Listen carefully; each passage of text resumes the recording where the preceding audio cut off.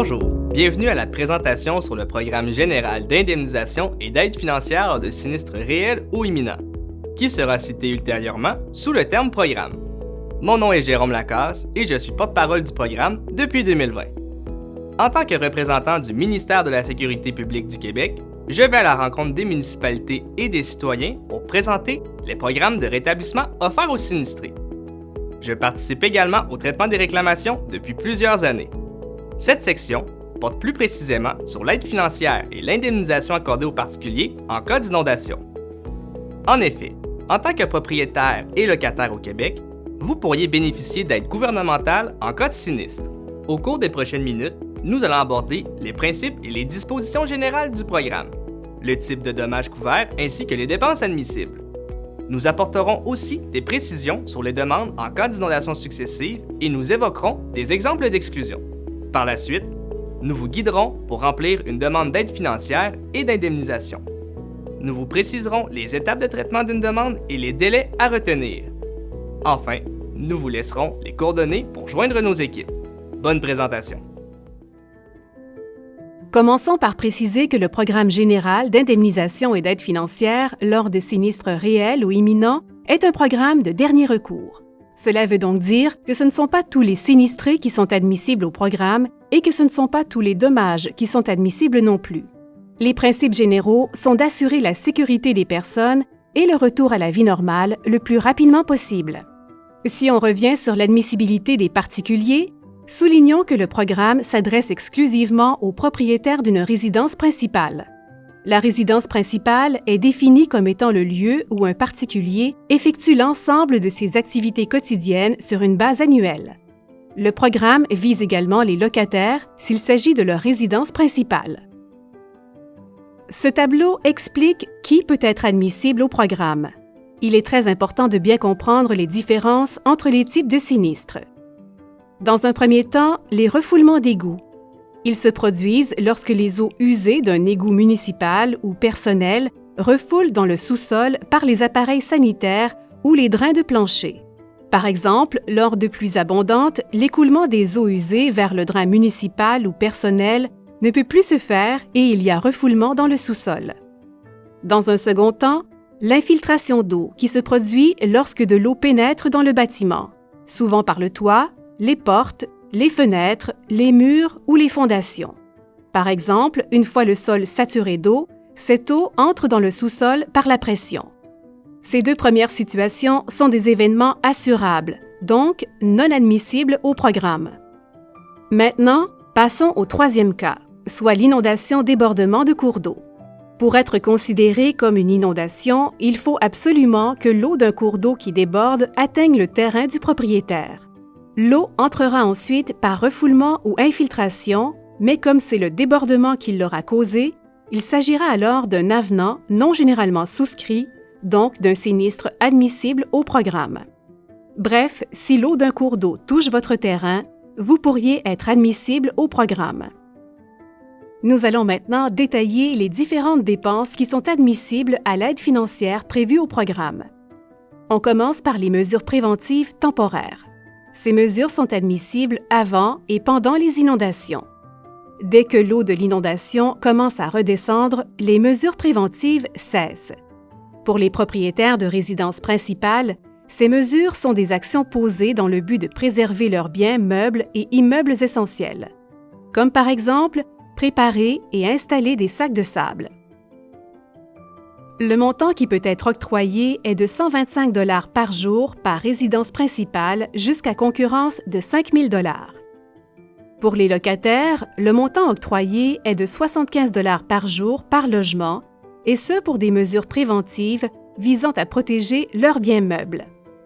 Comme par exemple, surélever leurs biens meubles ou les déplacer à un étage supérieur. Le maximum de l'aide est également de 5 000 $. Pour les mesures préventives, aucune pièce justificative ne doit être fournie, mais les travaux réalisés doivent être inscrits dans le formulaire de réclamation. Parlons maintenant des frais excédentaires d'hébergement temporaire et ravitaillement. Ces frais sont admissibles pour les personnes habitant en permanence dans la résidence sinistrée et qui ont dû la quitter pour des raisons de sécurité publique ou de travaux à la suite d'une inondation. Une indemnité de 20 $ par jour par occupant permanent de la résidence est accordée aux particuliers du 4e jour au 100e jour d'évacuation. Prenez note qu'à compter de la date de l'avis écrit informant le sinistré que des travaux majeurs à la structure sont requis, le montant change à 1 000 $ par mois, par résidence, pour une durée maximale de 6 mois. Ces deux montants ne sont pas offerts simultanément. L'un débute lorsque l'autre se termine. Dans les autres éléments qui peuvent être admissibles au programme, il y a aussi les biens meubles essentiels. Il est important de se rappeler qu'il s'agit d'un programme de dernier recours. Donc, encore une fois, ce ne sont pas tous les biens et meubles qui peuvent être admissibles à une aide financière. Vous pouvez consulter la liste des biens meubles admissibles à partir du site québec.ca/aide-inondation. En lien avec cette liste, les montants maximums sont accordés en fonction de la quantité d'eau dans la résidence, la durée de l'inondation et le lieu de rangement ou d'entreposage. Par exemple, aucune indemnité ne sera accordée si le bien est entreposé dans le vide sanitaire. Il est important de prendre des photos de vos biens. Des montants sont aussi disponibles pour couvrir les frais de déménagement ou d'entreposage. Ces frais peuvent être admissibles pour le déménagement ou l'entreposage des biens et meubles en raison de l'inondation ou de travaux importants à la résidence à la suite de l'inondation. Par exemple, la location de véhicules ou d'espaces d'entreposage, l'achat ou la location d'équipements et les services d'une entreprise de déménagement sont des frais admissibles. Des reçus tels que des factures devront être fournis afin de justifier leur réclamation. Les frais raisonnables déboursés sont 100% admissibles jusqu'à un maximum de 1 000 $. En ce qui concerne les dommages à la résidence principale et à son chemin d'accès essentiel, les dommages admissibles sont énumérés ici. La valeur maximale de l'aide en date de mars 2022 était de 210 000 $, en plus des travaux d'urgence et des travaux temporaires. Ces montants maximaux peuvent changer sans préavis.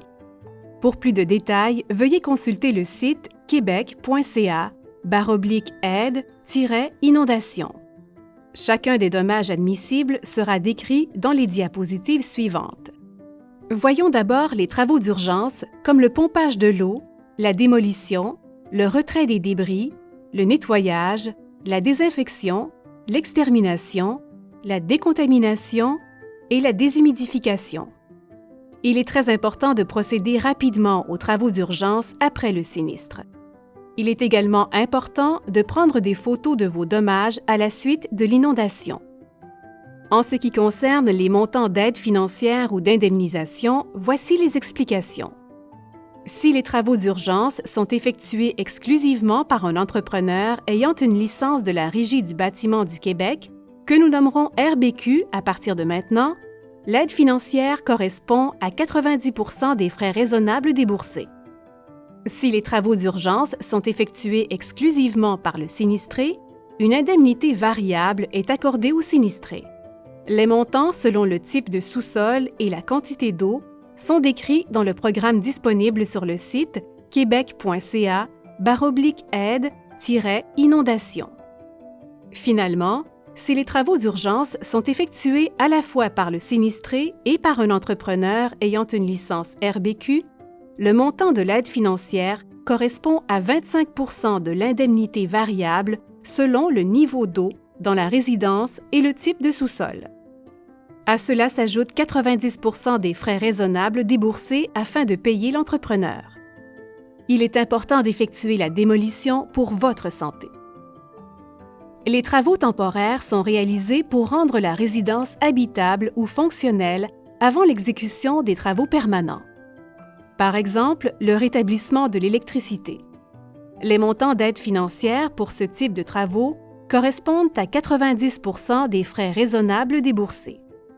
Si les travaux temporaires sont effectués par un entrepreneur, il doit avoir une licence RBQ pour que la facture soit admissible. Si les travaux temporaires sont effectués par le sinistré, il est nécessaire de fournir toutes les factures en lien avec ces travaux temporaires. il est bien important de considérer que tous les travaux électriques doivent obligatoirement être effectués par un entrepreneur ayant une licence RBQ. Pour la réparation des dommages à la résidence, nous vous rappelons que les dommages aux bâtiments ne sont pas tous admissibles au programme. En effet, seul le principe de pièces essentielles s'applique. Pour une résidence principale, les pièces essentielles admissibles sont les suivantes: un salon, une cuisine, une salle à manger, 2 salles de bain, une salle de lavage, les chambres, un bureau ainsi qu'une salle familiale. Par exemple, si une résidence principale a été inondée au sous-sol et que cette dernière possède 3 salles de bain au total, dont 2 à l'étage et une au sous-sol, la salle de bain au sous-sol ne sera pas admissible au programme et aucune indemnité pour les dommages ne sera versée. Il en va de même pour toutes les autres pièces essentielles mentionnées. Les pièces essentielles sont déterminées lors de la visite d'un expert mandaté par le ministère de la Sécurité publique. Ce dernier produira aussi à cette occasion un constat de dommages pour la résidence. L'aide financière correspond à 90% des indemnités dans le constat de dommages. À cette somme s'ajoutent 90% des frais raisonnables déboursés pour le remplacement ou la réparation des éléments suivants: le puits artésien, le drain français, les installations septiques, les équipements pour personnes handicapées, l'unité de traitement d'eau et les dommages à la fondation tels que la réparation de fissures.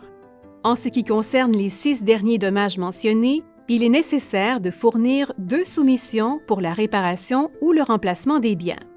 Ces soumissions doivent être faites par des entrepreneurs ayant une licence RBQ. L'aide est égale à 90% des dommages indiqués au constat de dommages et elle ne peut dépasser le coût neuf de votre résidence ou le maximum de 210 000 $. Pour les mesures d'atténuation des dommages à certains équipements, quelques mesures peuvent être admissibles pour la résidence principale endommagée par une inondation. Par exemple, l'achat et l'installation d'une pompe de puisard, le déplacement au-dessus du seuil reconnu d'inondation d'une fournaise, d'un chauffe-eau ou d'un boîtier électrique. Pour chacun de ces éléments, des montants maximums ou modalités sont prévus. Si les mesures d'atténuation sont effectuées par un entrepreneur, il doit avoir une licence RBQ pour que la facture soit admissible. Si les mesures d'atténuation sont effectuées par le sinistré, il est nécessaire de fournir toutes les factures en lien avec ces travaux dans la réclamation. L'aide financière correspond à 90% des frais raisonnables déboursés sans dépasser le coût de reconstruction de la résidence. Pour le chemin d'accès essentiel, l'aide financière correspond à 90% des frais raisonnables déboursés afin de permettre un seul accès minimal et sécuritaire à la résidence principale. Le chemin d'accès essentiel est le seul chemin qui permet de passer de la voie publique à la résidence principale. Pour l'application du programme, il faut se poser la question suivante. Suite au sinistre, est-ce qu'un véhicule peut se rendre à mon bâtiment? Si la réponse est oui, il n'y a pas de dommages admissibles dans le programme.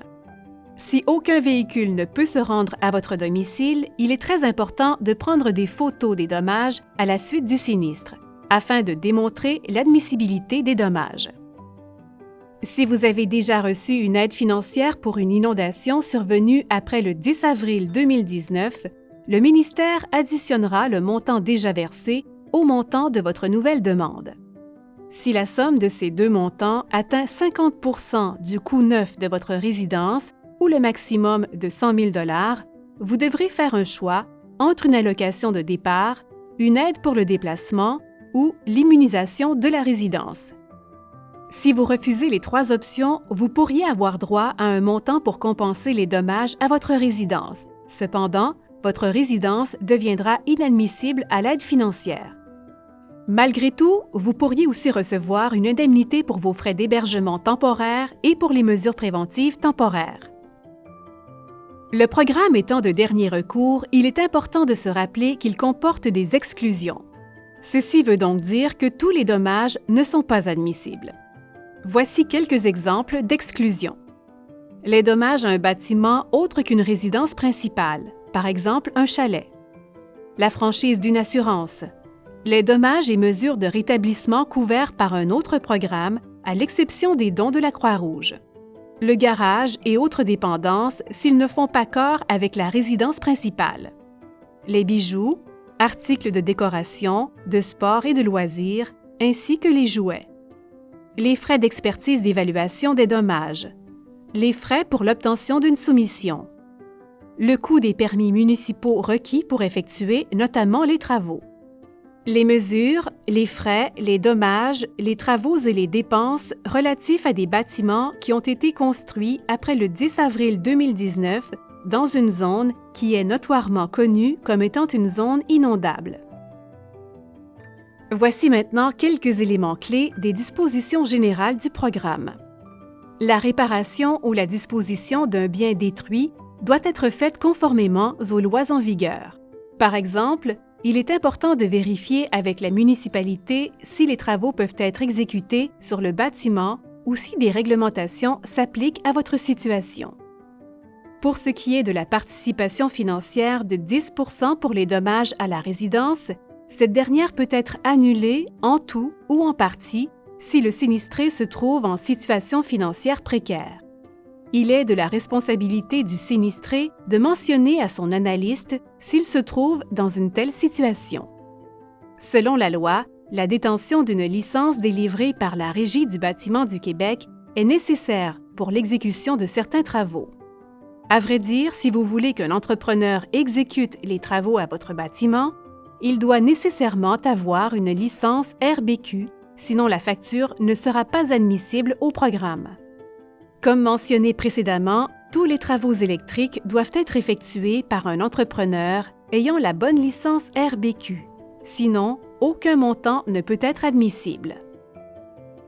Pour faire une demande d'aide financière et d'indemnisation, visitez le site québec.ca/aide-inondation. Vous devez pouvoir fournir des pièces justificatives en vigueur au moment du sinistre.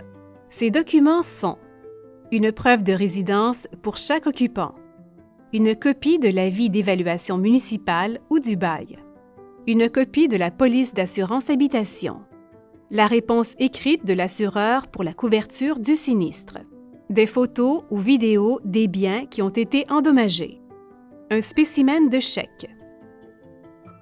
Il est maintenant possible de faire votre réclamation en utilisant le service en ligne pour les propriétaires et locataires. Vous pourrez alors créer votre compte utilisateur et remplir un formulaire de demande d'aide financière et d'indemnisation. Par la suite, vous pourrez accéder à la section « Mon dossier en ligne » qui vous permettra d'envoyer des pièces justificatives, remplir des grilles de calcul et consulter les communications émises par le ministère. Voici les étapes du traitement d'une demande par le ministère. Après réception de votre demande et des pièces justificatives, nous vérifions votre admissibilité et nous prenons contact avec vous. Ensuite, nous mandatons un expert pour évaluer les dommages et, si possible, nous vous verserons une première avance. À la réception du constat de dommages, nous procédons au versement d'une avance en lien avec les dommages au bâtiment. Si le dossier ne nécessite pas de facture, nous procédons à l'analyse finale et à la fermeture de votre dossier. Si le dossier nécessite des soumissions et des factures, nous procédons à l'analyse des pièces justificatives, puis au paiement final. Les délais importants à retenir sont les suivants. Vous avez 3 mois, suivant la date de mise en œuvre du programme, pour faire votre demande d'aide financière et d'indemnisation.